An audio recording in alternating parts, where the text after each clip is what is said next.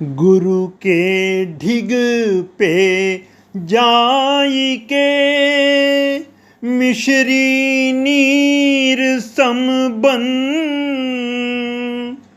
घुल जा मिल जा नीर में, यही है मुख्य जतन।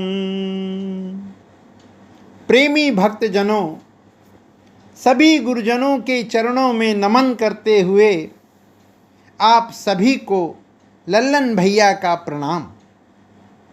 श्री राम समाधि आश्रम परम पूज्य समर्थ सद्गुरु संत थानेदार साहिब के पवित्र नाम से जुड़े इस YouTube चैनल में आपका हार्दिक स्वागत है। मित्रों, हमारा उद्देश्य सिलसिले के पूर्वजों व सभी गुरुजनों की अमूल्य वाणी को अधिक से अधिक लोगों तक पहुंचाकर उनके मिशन को हमेशा अग्रसर करना है। यदि हमारे प्रसारित कार्यक्रम आपको तनिक भी प्रेरणा देते हैं तो चैनल को एक बार सब्सक्राइब कर लाइक व कमेंट करने के साथ साथ मित्रों में साझा अवश्य करें। इससे पूर्व परम पूज्य परम संत महात्मा रामचंद्र जी महाराज श्री पूज्य लाला जी द्वारा सुझाए गए ईश्वर प्राप्ति के विश्वसनीय साधनों की दूसरी कड़ी दुर्जनों की संगति से बचकर हृदय को स्वच्छ रखें, इस विषय पर हमने सविस्तार चर्चा की थी। आज उनके तीसरे सूत्र परमात्मा के अतिरिक्त किसी तरफ ध्यान न दें, जिसे पूज्य लाला जी के शब्दों में परमात्मा के सिवाय किसी तरफ तवज्जो न करें, इस विषय को ही आधार मानकर हमारी शिक्षा गुरु परम संत महात्मा विशंभर प्रसाद जी महाराज द्वारा की गई व्याख्या पर आज अपना ध्यान केंद्रित करते हैं। संतों की वाणी हम सबका मार्ग प्रशस्त करेगी, यही सोचकर आपका ये सेवक एक नया गुलदस्ता लेकर आया है। सदैव की भांति हमारी भूलों को क्षमा करते हुए आइए हम सब मिलकर गुरु प्रेम से डुबकी लगाने का प्रयास करते हैं। परमात्मा के सिवाय किसी तरफ ध्यान न दें।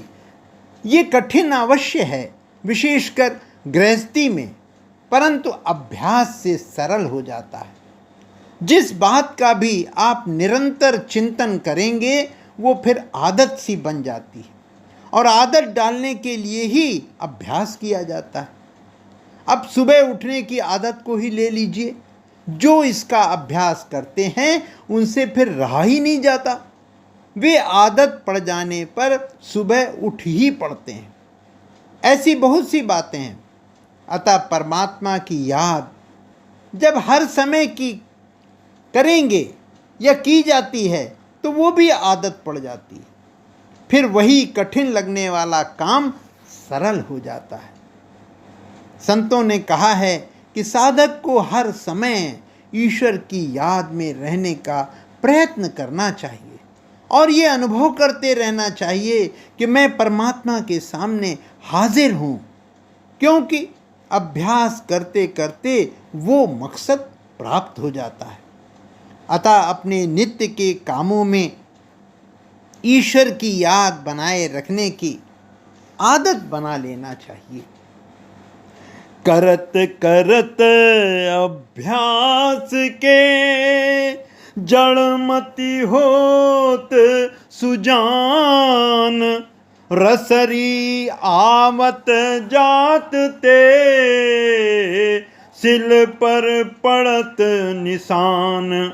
श्री पूज्य चच्चा जी महाराज ने कहा है, जब जब अवसर मिले वो 2 ही मिनट का क्यों न हो, झट भीतर रुजू होकर उपासना में लग जावे।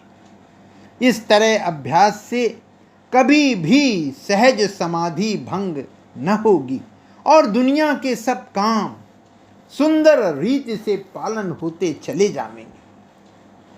भगवान श्री कृष्ण ने गीता के 18वें अध्याय में कहा है, चेतसा सर्व कर्माणि मयि सन्न्यस्य मत्परः बुद्धि योग मुपाश्रित्य मच्चित्तः संतत भव। अर्थात सब कर्मों को मन से मुझ में अर्पण करके तथा समबुद्धि रूप योग को अवलंबन करके मेरे परायण और निरंतर मुझ में चित्त वाला हो। ऐसा नहीं है कि व्यक्ति पर वातावरण का, अपने आसपास की घटनाओं का प्रभाव नहीं पड़ता। मनुष्य शरीर में होने के कारण संत भी इससे प्रभावित होते हैं। एक बार श्री पूज्य लाला जी महाराज किसी सोच में चुपचाप बैठे थे, तभी उनकी आंखों से आंसू छलक पड़े। पास में बैठे एक साधक को बड़ा ताज्जुब हुआ कि ये तो वीतराग पुरुष हैं और इनकी आंखों से आंसू कैसे। यद्यपि उन्होंने कुछ कहा नहीं, पर श्री पूज्य लाला जी उनके हृदय के भाव को जान गए। उन्होंने पास में रखा एक कोरा कागज उन सज्जन के सामने उठाया और उसे फाड़कर 2 टुकड़े करने लगे।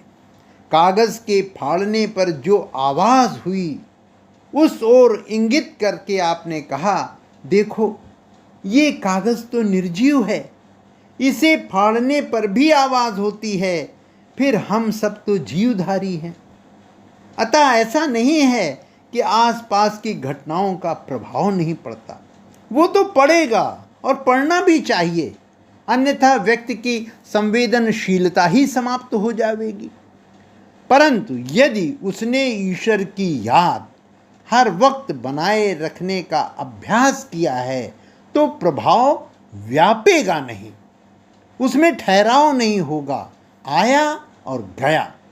ठीक वैसे ही जैसे ढलान पर पानी डालिए, वो फर्श को भिगोएगा पर ठहरेगा नहीं।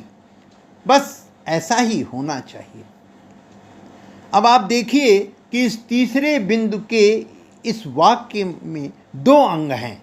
पहला अंग क्या है कि परमात्मा के सिवाय, और दूसरा किसी तरफ तवज्जो न करें। अब ये दूसरी बात जो है कि किसी तरफ तवज्जो न करें, ये कठिन भासती है, परंतु पहली बात करने से न केवल दूसरी कठिन बात सरल हो जाती है, वरना और भी बहुत से सद्गुणों का समावेश स्वतः ही होने लगता है। और इसी कारण संतों ने कहा है कि कर्मों में सबसे श्रेष्ठ कर्म ये है कि ईश्वर के नाम जप में हर समय इतना व्यस्त रहे कि उसमें कोई त्रुटि न हो, किसी तरफ तवज्जो न करें। इसे फलीभूत करने का एक प्रयोग ये भी कर सकते हैं। मान लीजिए घर में या बाहर किसी ने कुछ ऐसा कहा जो हमें अच्छा नहीं लगा, क्षण मात्र कुछ क्षण को हम इस क्रिया पर कोई प्रतिक्रिया न करके खामोश होकर हृदय में इस विचार को प्रबल करें कि सब कुछ झूठ है, झूठ है, कुछ भी नहीं है सिवाय परमात्मा के। क्योंकि प्रतिक्रिया करते ही ईश्वर की याद भूल जाती है। खामोश रहकर साधक अपनी निगरानी स्वयं करे और उस विचार को खुद के ऊपर हावी न होने दे। कौन से विचार को? जो हमें ईश्वर की याद से गाफिल यानी असावधान करते हैं।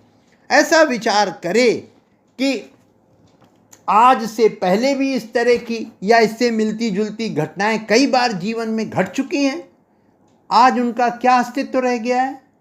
कुछ भी तो नहीं। समय के साथ सब कुछ शांत हो जाता है, कुछ तो स्मृति पटल से भी लुप्त हो गई। अतः ये विचार पुख्ता हो जाए कि ईश्वर ही सत्य है और किसी बात का कोई अस्तित्व ही नहीं है, फिर हम रोज़मर्रा की तमाम घटनाओं को नज़रअंदाज कर सकते हैं। फिर साधक स्वतः ही किसी तरफ तवज्जो नहीं करेगा और उसका रुख ईश्वर की कृपा दृष्टि की ओर बना रहेगा। ये तभी होगा जब हम अपने प्रभु के साथ ऐसे घुल मिल जाएं जैसे चंदन और पानी, जैसे बादल और मोर, चकोर और चंद्रमा, दीपक और बाती, मोती और धागा। भक्त रैदास यही तो कह रहे हैं अपने भजन में, प्रभु जी तुम चंदन हम पानी, प्रभु जी तुम चंदन हम पानी, जाकी अंग अंग बास समानी, प्रभु जी तुम घन बन हम मोरा। बादलों को देखकर कैसे मोर स्वतः ही नाचने लगते हैं, प्रभु जी तुम घन बन हम मोरा, जैसे चितवत चंद्र चकोरा, प्रभु जी तुम दीपक हम बाती, जाकी जोत बरे दिन राती, प्रभु जी तुम मोती हम धागा। प्रतिपल धागे का स्पर्श बना रहता है मोती के माले में, और प्रत्येक मोती के साथ आप पाएंगे कि हर समय धागा जो है उसके साथ बना रहता है, उसका स्पर्श बना रहता है। तो प्रभु जी तुम मोती हम धागा, जैसे सोने में मिलत सुहागा, प्रभु जी तुम स्वामी हम दासा, ऐसी भक्ति करे रे दासा, प्रभु जी तुम चंदन हम पानी। भक्ति हो तो रैदास जैसी हो, जिन्होंने अपने आप को प्रभु के प्रति पूर्णतया समर्पित कर दिया है।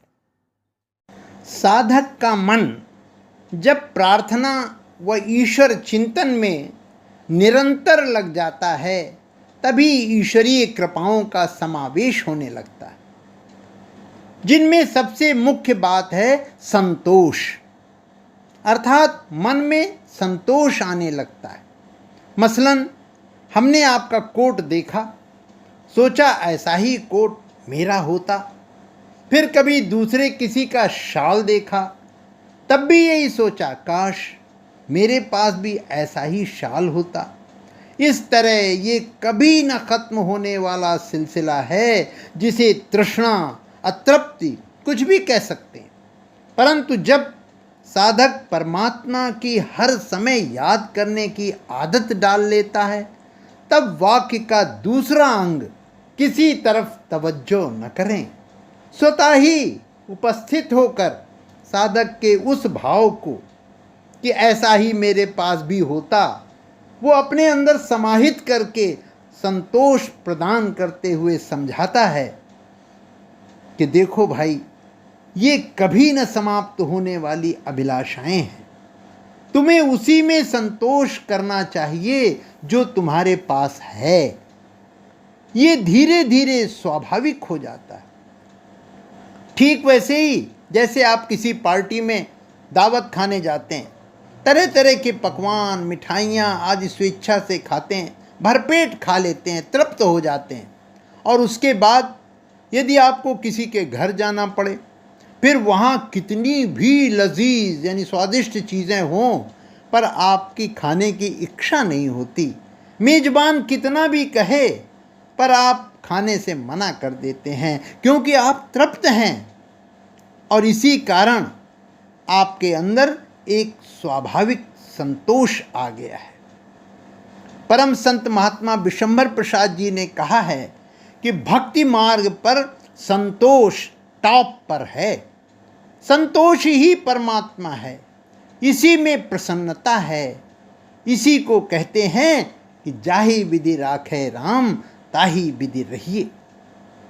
जब आप परमात्मा की याद में सराबोर होते हैं, फिर दुनिया की तमाम चीज़ों की तरफ स्वतः ही तवज्जो नहीं देते, यही है संतोष धन, जिसके समक्ष सब धन, सारी वस्तुएं धूल के समान हो जाती हैं।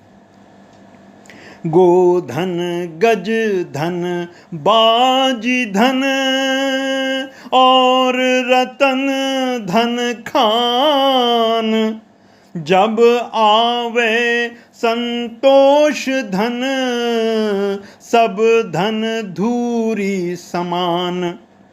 तो ईश्वर की निरंतर याद के साथ एक बात और होती है, जब आप हर वक्त उठते बैठते, खाते पीते, चलते फिरते उसे याद करते हैं, तो अंदर ही अंदर विकसित होता है ईश्वर पर भरोसा। हर हाल में साधक का फिर ये दृढ़ विश्वास होने लगता है कि भले ही मुझसे कुछ भी न बन पड़े, पर हमारे गुरु सर्वसमर्थ हैं, वे अवश्य ही हमें पार कर देंगे, हमारा उद्धार हो जाएगा। ईश्वर से मिलाने वाला कौन है? ईश्वर से मिलाने वाला गुरु ही तो है। वो अत्यंत उदार है, बड़ा दयालु है।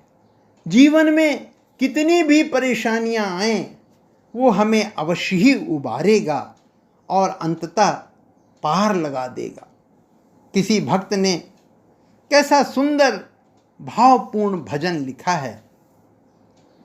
परम गुरु राम मिलावन हार, परम गुरु राम मिलावन हार, अति उदार मंजुल मंगल में, अति उदार मंजुल मंगल में, अभिमत फलदातार,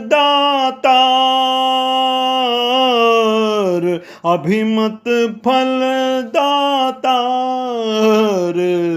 परम गुरु राम मिलावन हार। टूटी फूटी नाव पड़ी मम, टूटी फूटी नाव पड़ी मम, भीषण भव नद धार, भीषण भव नद धार, परम गुरु राम मिलावन हार। जयति जयति जय देव दया निधि, जयति जयति जय देव दया निधि, बेग उतारो पार, परम गुरु राम मिलावन हार, अति उदार मंजुल मंगल में, अभिमत फलदातार,